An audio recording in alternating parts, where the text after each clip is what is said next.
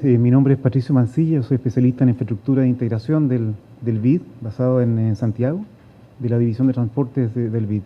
Básicamente, primeramente contarles que el estudio es parte del trabajo de los países y el BID solamente, ¿no es cierto?, es un apoyo para el logro de este objetivo que tienen los países en esta metodología y en la aplicación de la misma. Primeramente, entonces, en ese sentido, quisiera agradecer a la presidencia pro tempore de Venezuela, en nombre de don Elvis Urbina, que nos ha permitido trabajar, ¿no es cierto?, en el COSIPLAN con los países en esta metodología, y principalmente también agradecer a Chile y a Perú en el nombre del señor viceministro chileno de Obras Públicas, señor Sergio Galilea, y el coordinador nacional, don Roberto Riveros, por parte del Perú, en nombre de don Adrián Lazo y Vicente Gutiérrez, del Ministerio de Transportes y Comunicaciones, y también agradecer a todas las instituciones, especialmente las concesionarias privadas, tanto en Chile y en Perú, que nos apoyaron bastante con el recuento de la información para los consultores. Evidentemente también agradecer aquí a todo el equipo consultor, Evaluación de Recursos Naturales y Rubén Borochek, de México y Chile respectivamente, como también a los consultores Claudio Osorio y Rodrigo Campos. Toda esta cantidad de profesionales nos han estado acompañando por alrededor de 1 año y medio para poder llegar, ¿no es cierto?, a este evento. La presentación es muy corta y busca introducir básicamente la metodología que va a presentar mi colega Ori Zuneki, quien desde el punto de vista del BID ha sido el team leader del proyecto. Ori Zuneki es nuestro especialista en gestión de riesgos y desastres de la División de Recursos Naturales. Y básicamente contarles en estos pequeños y breves momentos el contexto que tiene, ¿no es cierto?, la gestión de riesgos de desastres dentro de la estrategia de infraestructura del Banco Interamericano de Desarrollo. Como observamos allí, el banco realizó hace unos años atrás el proceso de establecer una infraestructura, una estrategia de infraestructura para América Latina, es decir, cuál es la visión que tiene el banco respecto de las inversiones en infraestructura.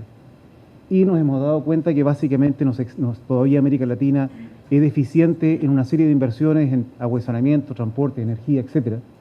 Y la idea, ¿no es cierto?, es poder mejorar la calidad y la cantidad de inversión que se realiza en nuestros países.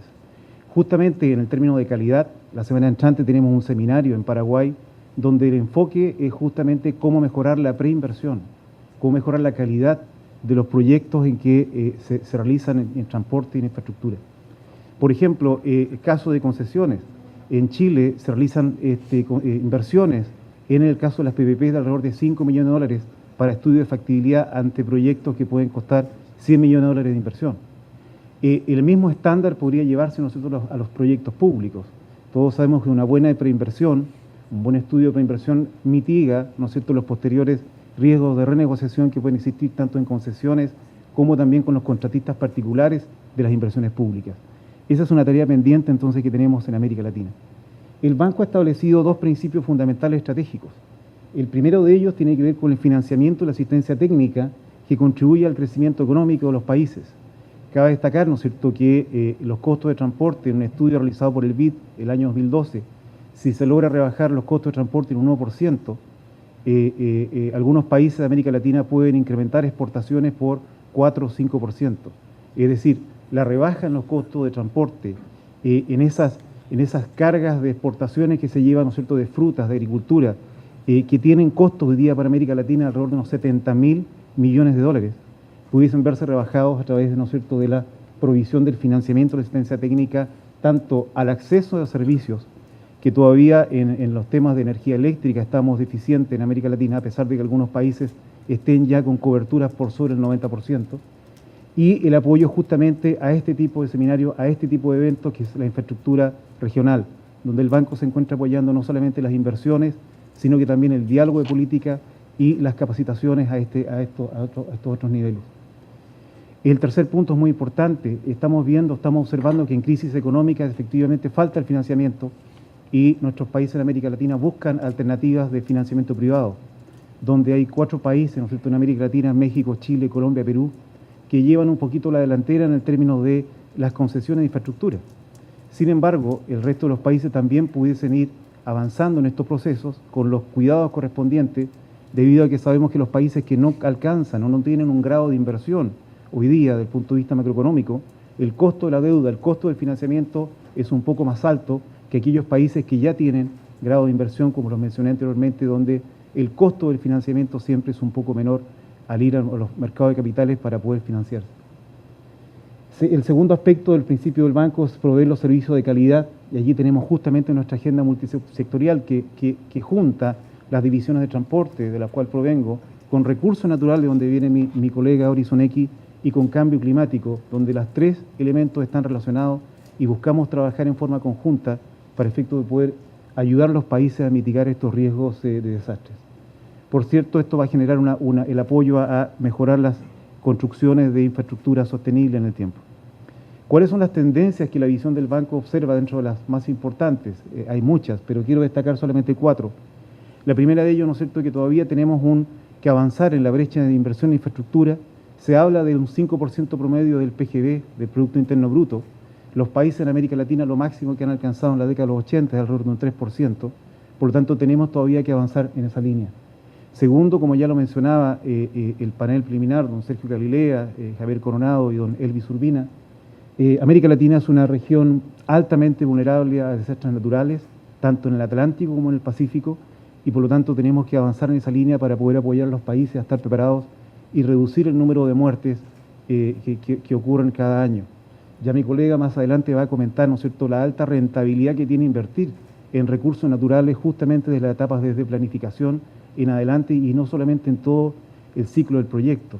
Ayer, justamente preparando la presentación, conversábamos con un inspector fiscal de obras en Chile y le preguntamos, bueno, ¿qué hay en las concesiones? ¿Existe, ¿no es cierto?, en las concesiones en Chile el término de gestión de riesgo de desastre?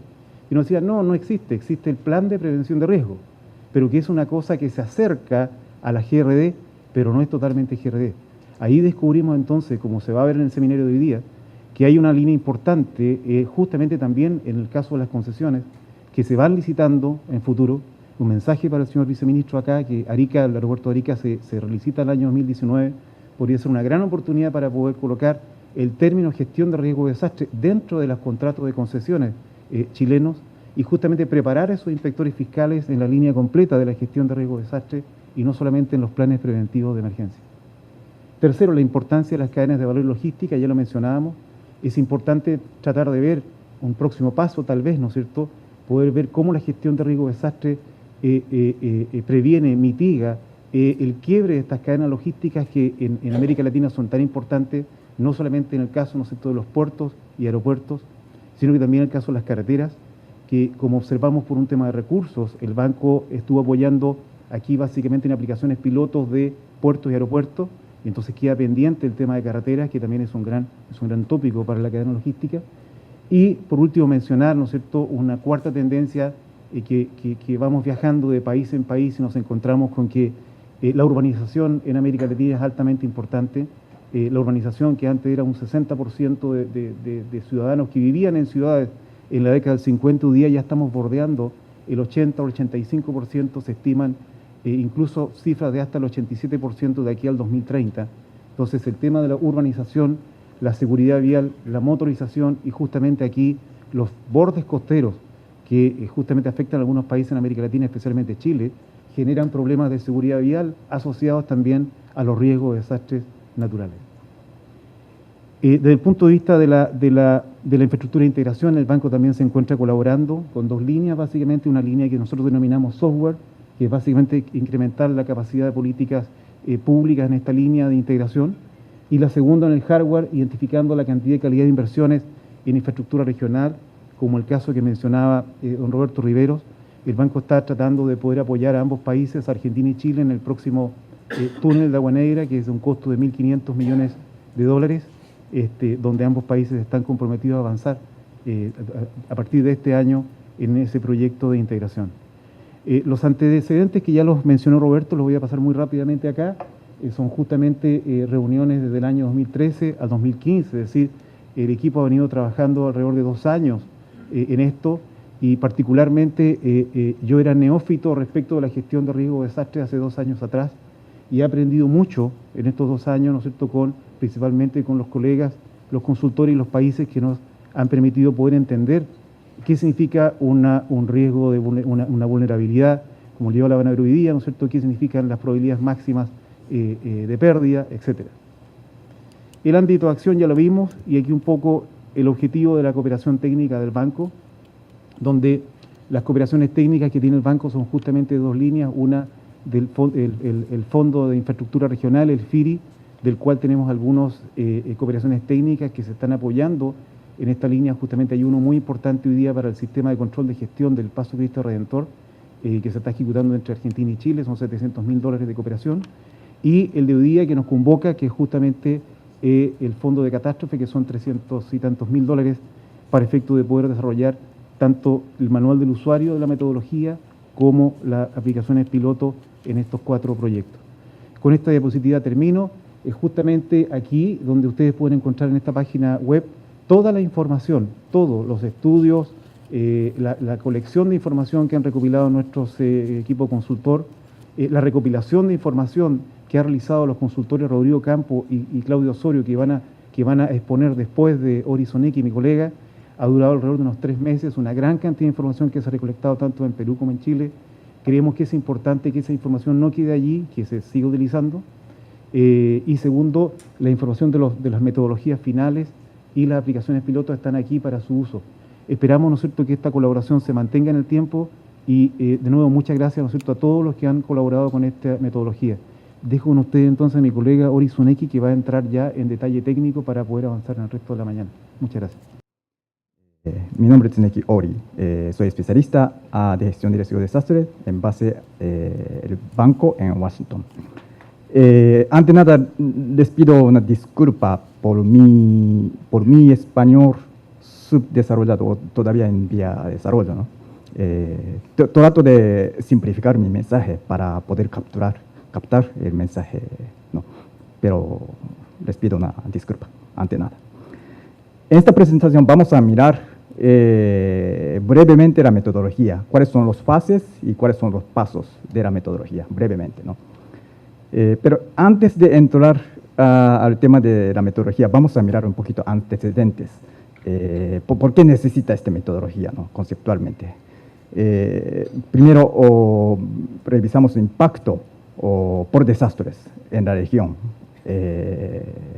por varias amenazas, ¿no? Pero en principio, los mayores enemigos de la región son sismos y inundaciones, ¿no? Impacto acumulado de 2015. Número de personas afectadas acumulado durante este periodo son alrededor de 100.000 millones de personas, ¿no? O sea, muchas personas afectadas por desastres. Pérdida económica por desastres durante este periodo. Pérdida económica directa en ese sentido, infraestructura, producto agrícola, etc., ¿no? Acumulando en esta época son alrededor de 88.000 millones de dólares, montos muy elevados, ¿no? Ahora, si hubiera los países, si hubiera tenido algunas medidas para poder proteger el impacto por amenazas. Por ejemplo, si hubiera tenido algunas medidas de proteger el impacto, un poquito, unos 30% por amenazas, los países durante esta época podrían ahorrar este monto, o sea, un monto tan atractivos. Aún sea 1% de protección, ahí podría ahorrar esta cantidad todavía tan atractivos, ¿no? Y por supuesto, estos, digamos, ahorros se podría reinvertir o invertir a otros sectores importantes, a educación, al sector de educación, a sector para competitividad, producción, etcétera, etcétera. Por eso, el tema gestión de riesgo de desastre es bien estratégico para desarrollo sostenible, no solo para proteger vidas, sino para poder desarrollar otros sectores, porque son ahorros, ¿no? Pues esa es gran base de por qué necesita metodología para reducir la vulnerabilidad y reducir el riesgo, ¿no? Ahora, con esta base, ¿qué hacen la comunidad internacional? ¿O qué abordan comunidad internacional para reducir el riesgo? Año pasado, de hecho, hubo una conferencia mundial, ¿no?, organizada por las Naciones Unidas junto con el gobierno de Japón. Conferencia mundial que se llama Conferencia Mundial para Reducción de Riesgo de Desastres, en una ciudad en Japón que se llama Sendai. Es una conferencia de una vez para cada 10 años. O sea, la vez pasada era conferencia en Hyogo, o sea, Hyogo de marco de acción de Hyogo. Ahora, Sendai, pues el producto es marco de acción de Sendai. Esa reunión fue año pasado, con tantas participantes, casi todo el mundo, con muchos participantes de alto nivel, con muchos participantes públicos, ¿no? ¿Cuáles son los productos? Uno de los grandes productos se llama marco de acción de Sendai.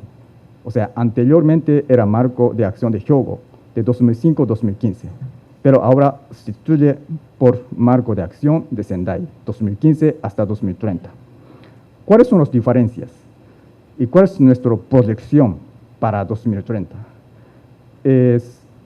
Parecen muy parecidos, pero hay algunas diferencias, que es un mensaje muy importante de marco de acción de Sendai. Por ejemplo, garantizar en el Hyogo, el primer lineamiento era garantizar la reducción de riesgo de desastre como una prioridad nacional local.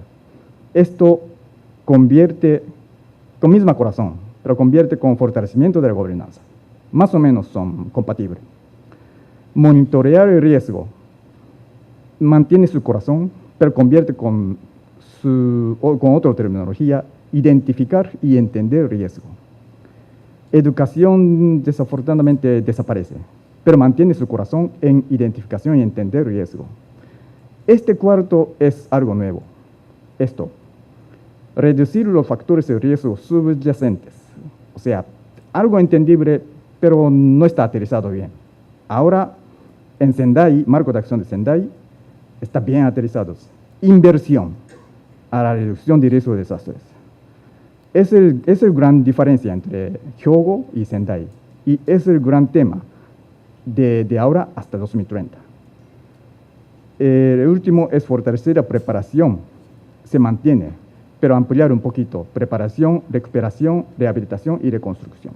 Pues más o menos compatible, pero gran diferencia es hay que hacer más inversión. Es el mensaje de Sendai. Un poquito de imagen general de la diferencia entre Hyogo versus Sendai. Hyogo se enfoca mucho a la preparación ante emergencias, o sea, sistema de alerta temprana, simulacros, ruta de evacuación, etcétera, etcétera. Eso era gran parte de Hyogo, marco de acción de Hyogo. Ahora, Sendai, además de este tema recomienda hacer estos tipos de inversión, o sea, obras de reforzamiento, obras para protección civil, etcétera, etcétera. Es el mensaje de Sendai, ¿no? Es un tema muy importante, porque este tema es exactamente enfoca lo que estamos desarrollando la metodología, por eso es muy importante. Es la metodología muy simple y muy flexible, aplicable para cualquier tipo de amenazas, no solo sismos, tsunamis, sino puede aplicar para deslizamientos, para inundaciones, para erupción volcánica, etcétera, etcétera. Es su carácter número uno. Puede aplicar no solo para la fase de planificación de infraestructura, sino para la infraestructura ya existe, ¿no? O sea, no tiene dependencia de fase de infraestructura, sino cualquier fase puede aplicar. Es su carácter número dos. Puede aplicar cualquier tipo de infraestructuras, carreteras, edificios, etcétera, etcétera. O sea, es característica número tres. Pues una metodología bastante simple, bastante flexible, que se puede aplicar para cualquier motivo de la infraestructura. Tiene tres fases: fase 1, fase 2, fase 3. Fase 1, selección de la infraestructura. Fase 2, identificación de riesgo. Y fase 3, realizar reducción de riesgo, ¿no? Bastante simple. Y dentro de cada fase tiene 2 o 3 pasos. Por ejemplo, en el caso de fase 1, selección de infraestructura, tiene paso 1, selección de infraestructura, paso 2, caracterización de la infraestructura. Y paso 3 es definición de objetivos e indicadores de desempeño. Fase 2, identificación de riesgo. Dentro de esta fase tiene 2 pasos: análisis de riesgo y identificación de posibles medidas, ¿no? Y fase 3, reducir riesgo, obra de reforzamiento, etcétera, y también preparación para emergencia y seguros, ¿no? Son básicamente la metodología. Bueno, miremos uno por uno, paso por paso. Bueno, antes de mirar paso por paso, el tema es quiénes ejecutan, quiénes aplican esta metodología. Es otro tema muy importante. Por supuesto, nosotros, ustedes, aplicamos esta metodología, o sea, instituciones nacionales, ministerios, empresas de Estado, superintendencia, etcétera, etcétera. Es un actor fundamental para la aplicación de esta metodología. Se llama Grupo 1. Además de instituciones nacionales, otro importante actor es instituciones locales, ¿no? O regionales, dependiendo del país. Operadores de la infraestructura, autoridades, instituciones locales, regionales, sectoriales, ¿no? Son actores muy importantes. Coordinación entre actores nacionales y locales es tema súper importante. Además de Grupo 1, Grupo 2, hay otro actor importante, es instituciones especializadas en temas de gestión de riesgo de desastres. Instituciones técnicas, científicas, académicas, universidades, etcétera, etcétera. Específicamente el tema de fase 2, identificación de riesgo, ente técnico-científica, es súper importante. Pues son 3 grupos, son 3 características de participantes: actores nacionales, actores locales y instituciones especializadas. Son 3 instituciones participantes para aplicar la metodología. Un poquito marco instrumental que aborda este tema de metodología.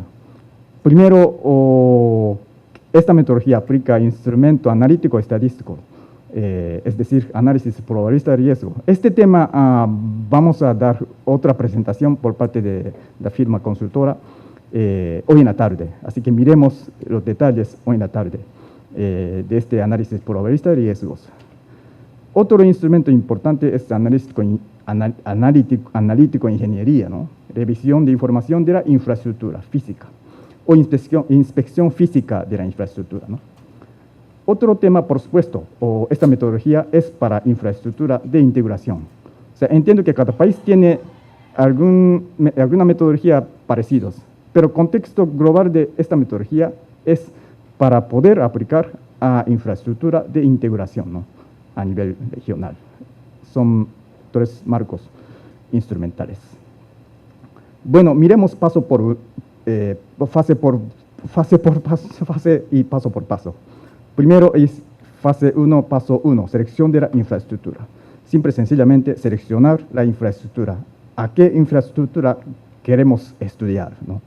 El paso esta actividad es muy simple: reunir actores nacionales y locales, discutir, definir y seleccionar. En el caso de este ejercicio de aplicación piloto, el universo era, ¿cómo se llama? Grupo 5 de eje interoceánico central, ¿no? Que son estas infraestructuras. Y en el caso de nosotros, seleccionamos estos 10 infraestructuras, ¿no?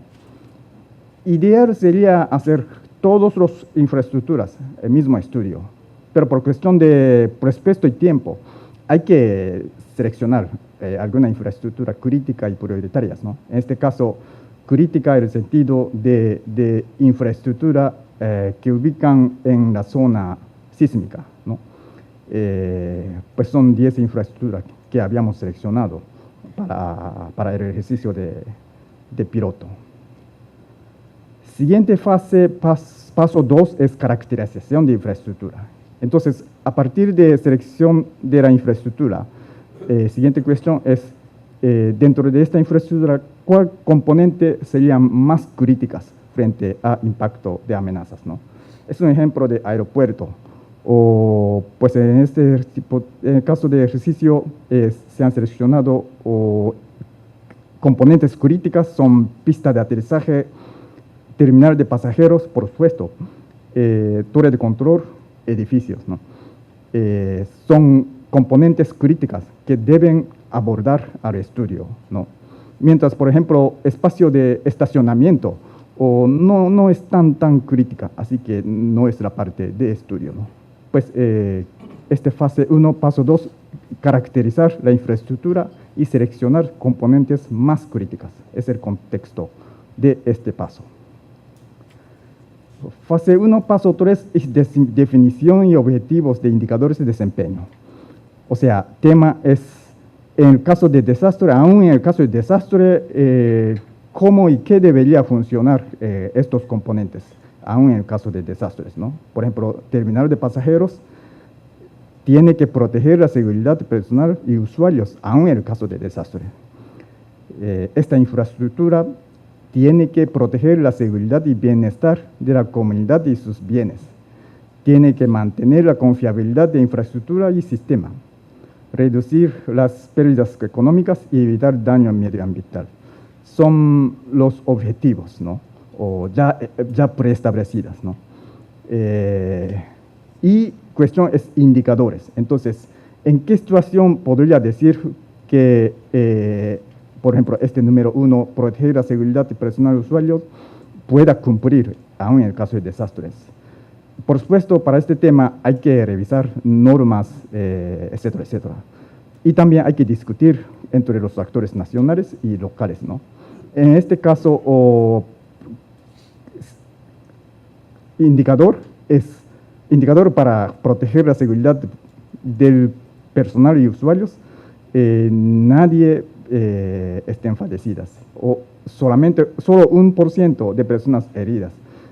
Si cumple esta situación, ahí puede decir que esta infraestructura pueda proteger la seguridad de personal y usuarios en el caso de desastres, ¿no? Este tipo de ejercicio, o cada infraestructura y cada componente hacen, como la parte de fase 3. A propósito, este paso 2 y paso 3, vamos a mirar otra presentación por dos consultores, Claudio y Rodrigo, para profundizar un poquito su conocimiento y experiencia, compartir la experiencia. Ahora, después de fase 1 o fase 2, el tema es identificación de riesgo, ¿no? Hay dos temas, análisis de riesgo y identificación de posibles medidas, ¿no? El detalle de este tema de fase 2, hoy en la tarde vamos a mirar una presentación por la firma. Pues brevemente, fase 2, paso 1, análisis de riesgo, ¿qué hace? ¿O quién hace? Por supuesto, instituciones especializadas, conjunto con actores locales y nacionales, ¿no? Para finalmente estimar cuántas pérdidas podría suceder. O sea, en una infraestructura, ¿cuántos % podría colapsar en caso de fuerte intención de amenazas, ¿no? Por eso, dependiendo de nivel de intensidad. Por eso, resultado siempre sale este tipo de curva. Bueno, detalles vamos a mirar hoy en la tarde. Hoy no voy, en este espacio no voy a tocar detalles, ¿no? Primer tema, fase 2, paso 1, es análisis de riesgo. Y a partir de esta información, por supuesto, siguiente tema es, entonces, ¿qué es lo que hay que hacer para disminuir el riesgo o disminuir colapso, etcétera? Identificación de posibles medidas, ¿no? O medidas de reforzamiento o nuevas instalaciones, ¿no? Adicionales. Y estimación de costo. O sea, fase 2 básicamente es un estudio prefactibilidad para proteger la infraestructura y desempeño. Fase 3, rápidamente, es reducción de riesgo, o sea, hacer obras de reforzamiento conjunto con plan de emergencia y seguros. Esta fase 3, a propósito, es un poquito fuera del contexto o ámbito de la cooperación técnica.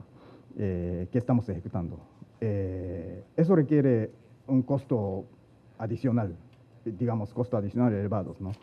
Pues espero que pase a seguir los países y nosotros podamos abordar este tema, pero en este ejercicio actual no tenemos experiencia de esta fase. De todas maneras, es para hacer obra de reforzamiento conjunto con plan de emergencia y seguros. Bueno, son todos. Una vez más, la metodología simple, sencilla, fase 1, 2, 3, selección de la infraestructura, identificación de riesgo y hacer gestión de riesgo. Vamos a mirar más detalles hoy en la mañana, específicamente para el tema de fase 1, paso 2, 3, con 2 presentaciones por el constructor Claudio y Rodrigo. Y hoy en la tarde vamos a mirar el detalle de fase 2, paso 1, 2, con consultores, firma consultores y RBA. Bueno, son todos. Muchas gracias por